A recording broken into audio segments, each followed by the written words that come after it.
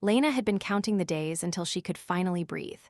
Work had drained her. Endless calls, deadlines, and the constant pressure of performing had pushed her energy to the edge. So when her first completely free Saturday arrived, she promised herself one thing: she would do absolutely nothing. No errands, no cleaning, no social commitments. Just rest. The morning sun was warm but gentle, the kind that wrapped the skin in a soft embrace rather than burning it. Lena stepped into her small but private backyard, appreciating the tall wooden fence that surrounded it. She had chosen this house partly because of that fence. It was her sanctuary, a place where nobody watched, nobody judged, nobody needed anything from her.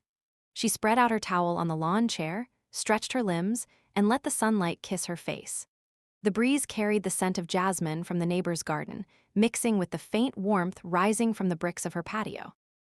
Lena closed her eyes and exhaled slow and deep, feeling the stress melt from her shoulders. It felt like the first quiet moment in weeks. Minutes passed, maybe more, she wasn't sure. She drifted in that peaceful state between sleep and awareness where the world felt distant. The sounds around her, soft birdsong, the hum of an occasional passing car, the whisper of the wind wove into a calming background.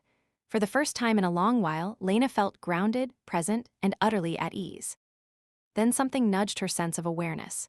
It wasn't a sound, exactly. It was more like a shift, an instinctive feeling that she was no longer alone.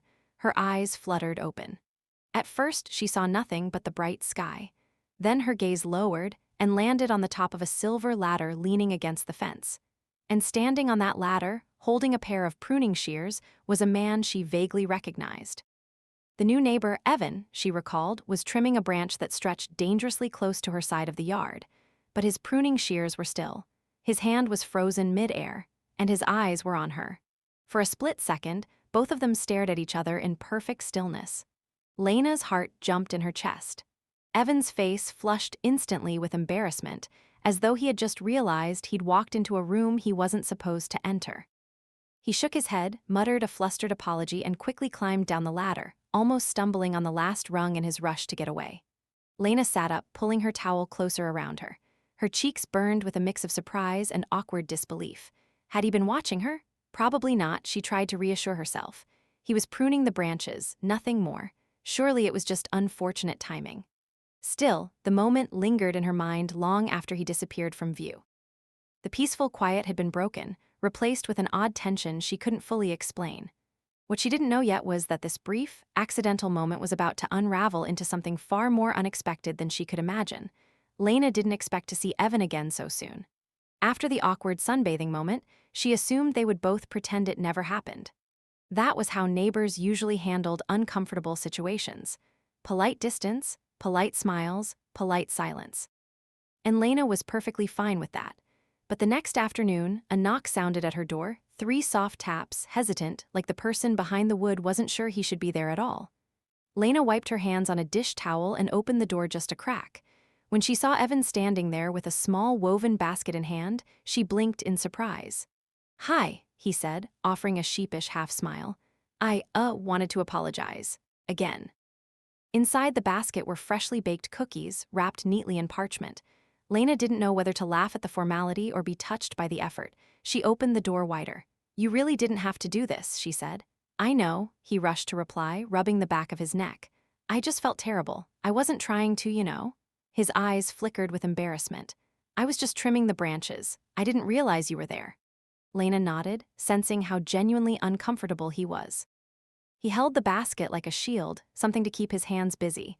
His posture was stiff but not defensive, more like someone trying hard not to make a situation worse. "Well, it's fine," she assured him. "It was just bad timing." He exhaled in relief, as though he had been holding his breath since the moment she opened the door. But then the conversation shifted unexpectedly. "You moved in recently, right?" she asked politely. That small question unlocked something in him. Evan nodded, but his eyes softened in a way she hadn't anticipated. "Yeah, a couple weeks ago," he said. "I'm still settling in. It's been a rough transition."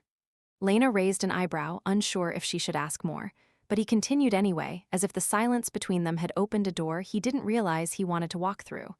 "I just came out of a long relationship," he said quietly. "The kind where you think you've built a future, and then one day everything is gone." Moving here was supposed to be a fresh start. Lena felt the air shift. This wasn't small talk anymore. This was honesty, raw, unpolished, and unexpectedly intimate. She hadn't planned on having a deep emotional conversation with her neighbor on a Sunday afternoon, yet here they were. "I'm sorry," she said softly. "That must be hard." Evan nodded. "I didn't want to make a bad impression here, especially not on the people living closest to me." His words hung in the air, gentle, sincere, surprisingly vulnerable. Lena sensed that his apology wasn't just about the sunbathing incident. It was about wanting connection, stability, maybe even kindness. They talked for a few minutes more, nothing dramatic, just small pieces of themselves exchanged at the doorstep. But when Lena closed the door and leaned against it, she felt a strange warmth lingering in her chest. It was supposed to be a simple apology. Instead, it felt like the beginning of something she couldn't yet name. In the days that followed their doorstep conversation, Lena expected things to return to normal. She thought the awkwardness they shared had been wrapped up neatly with the basket of cookies and a few polite words. Yet, something in the atmosphere between their houses had changed, subtle, almost unnoticeable at first, but persistent enough that Lena couldn't quite ignore it. The first sign came early one morning. She stepped outside to take out the trash and noticed her bins lined up perfectly along the curb. She frowned. She was sure she had left them a bit crooked the night before. She shrugged, assuming maybe the wind or a helpful passerby had nudged them into place. Then, 2 days later, she discovered her mailbox, creaky and slightly crooked for months, standing perfectly straight. Someone had tightened the screws and cleaned the rusted latch.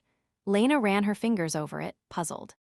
It wasn't broken enough for her to complain about, but it certainly wasn't pristine before. The next week, while watering her plants, she spotted the third sign. The loose plank on her backyard fence had been fixed. The nails were new, the board secure.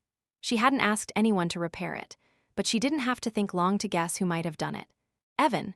It wasn't just the repairs themselves, it was the timing, the quietness, the way he didn't mention any of it. There was a pattern forming, and the realization sent a ripple of uncertainty through her. Was he simply being a considerate neighbor, or was he trying, intentionally or not, to insert himself into her daily life? Still, none of it felt threatening. In fact, some part of her felt oddly grateful. She had been putting off those small fixes for months, but gratitude mixed with unease in a confusing blend. Helpful or not, he was doing these things without ever asking. Soon, their accidental encounters became more frequent. Lena would turn down an aisle at the grocery store only to find Evan already standing there, comparing brands of cereal with a thoughtful frown. She would be outside clipping her herbs when Evan would appear on his side of the fence, tending to his tomatoes. Sometimes they crossed paths while walking in the evenings, just brief nods at first, then short conversations. Each meeting carried a faint spark of tension, not unwelcome but undeniable. Evan seemed genuinely happy to see her each time, his smile softening, his shoulders relaxing. And Lena, despite her caution, found herself responding in kind. But the more they interacted, the more she wondered, was this coincidence or intention? Was he trying to be kind or trying to get closer? Had that sunbathing moment ignited something in him, or was she overthinking everything? One evening, after yet another unexpected encounter on their parallel sidewalks, Lena found herself pacing in her living room. She didn't dislike Evan, not at all. But she also didn't understand this sudden closeness, this invisible thread that seemed to be pulling their lives together. Something was happening between them, something building quietly. And though Lena couldn't yet define it, she could feel it gathering momentum, waiting for the moment when everything would become clear. The late afternoon sun was dipping behind the houses when Lena heard a sharp, sudden noise, a metallic clatter followed by a thud. It came from the direction of Evan's yard. At first, she thought it might just be tools slipping or something being moved, but something in the sound, heavy, abrupt, made her heart jolt. Instinct kicked in, and she hurried out her back door. She found Evan on the ground beside a fallen ladder, wincing and clutching his arm. He'd been repairing a loose gutter on the side of his house, but the ladder had apparently shifted on uneven ground, sending him tumbling down. "Evan!" Lena rushed over, kneeling beside him. His face was pale, his breath short. When he lifted his hand, she saw a long, deep gash along his forearm, blood pooling faster than he seemed aware of. "I'm fine," he muttered, clearly not fine. "Don't be ridiculous," she said firmly. "Come on, let's get you inside." Despite his protests, she helped him up and guided him to her kitchen, where the warm light softened the tension in the air. She pulled out her emergency kit, trying to stay focused, but the sight of the wound made her stomach twist. It wasn't life-threatening, but it needed cleaning and someone to take care of him. Evan sat down, exhaling shakily. He watched her with a mix of gratitude and embarrassment as she gently cleaned the cut. His skin trembled under her touch, but he didn't pull away. The silence between them grew thick, not uncomfortable, just heavy with everything unspoken. "Thank you," he said quietly. "You scared me," she replied, not looking up. A beat passed, then Evan broke the silence in a way she didn't expect.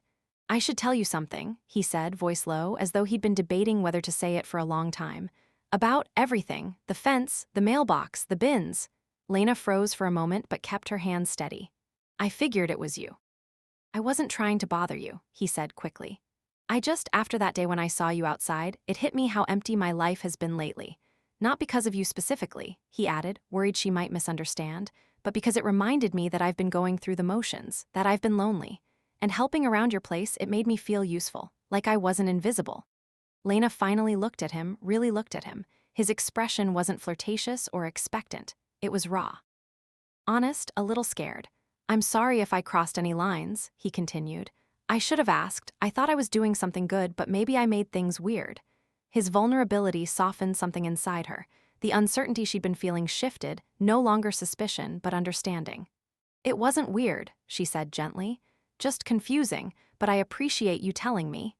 Evan exhaled, as if releasing a weight he'd been carrying alone. In that moment, bandages between them, honesty simmering like warm air, the dynamic changed.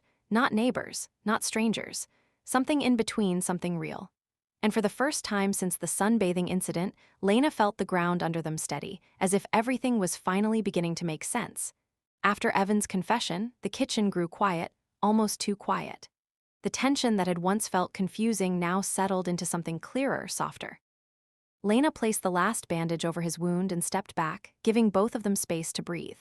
She wasn't angry, but she wasn't entirely calm either. There were things she needed to say, things she hadn't realized she'd been holding inside. "Evan," she began, leaning back against the counter, "I need to be honest too." He looked up at her with the cautious expression of someone bracing for impact.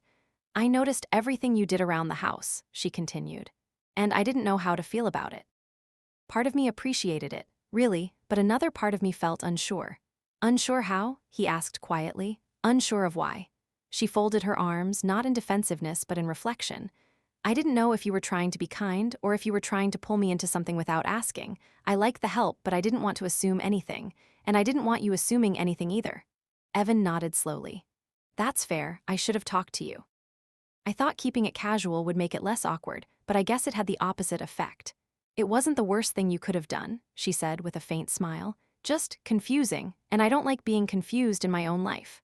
He looked down at his bandaged arm, flexing his fingers gently. "I've been feeling lost lately. I think I grabbed onto the first bit of stability I found without realizing it. I'm sorry you got dragged into that." Lena softened at that. She understood loneliness more than she liked to admit. She had kept her life orderly, structured, controlled, because it was easier than letting people in. But Evan, with all his awkward sincerity, had slipped past those walls without even trying. "I get it," she said. "We're both human. Sometimes we reach out messy." He laughed a little at that, an exhale shaped like relief. "Messy is a good word for it. Still," she added gently, "we should set some boundaries, for both our sakes." "Absolutely," he agreed immediately. "Just tell me what they are and I'll respect them." "I think we both just need to communicate," Lena said.